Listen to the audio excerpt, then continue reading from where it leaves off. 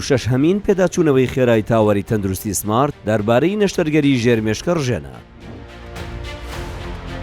لەم بۆ نەزانستێدا بە ئامادەبوونی کەسانی پسپۆڕ و شارەزا بە شێوەیەکی چڕ و ورد تیشک دەخرێتە سەر دوایین پێشهاتەکان لە بواری تەکنیکەکانی نەشتەرگەری ژێرمێشکە ڕژێن و سەرنجە کلینیکە گرنگەکان. هەروەها گفتوگۆ لەبارەی چەند حاڵەتێکی نەخۆش و دوایین توێژینەوەکان دەکرێت و لایەنە جیاوازەکانی بابەتەکە بە وردیشی دەکرێنەوە. ئەم بۆ نەزانستیا بە بەشداری هەریەک لەم بەڕێزانە دەبێت. پرۆفیسۆر دکتۆر تەها عوسمان مەحوی، پسپۆری نەخۆشیەکانی هەناوی و غودە، ڕاوێژکاری نەخۆشیەکانی کوێرە ڕژێنەکان.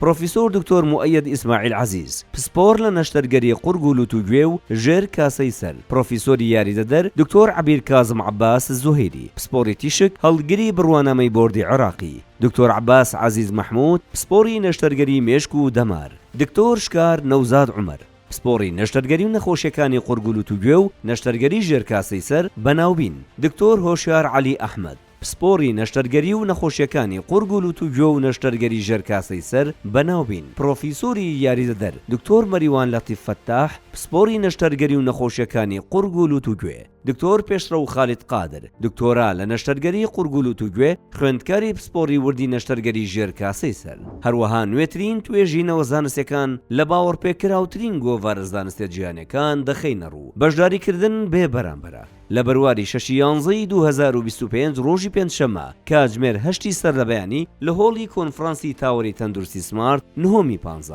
ناو تۆمارکردن لە ڕێگەی ئەم لینکەوە دەبێت.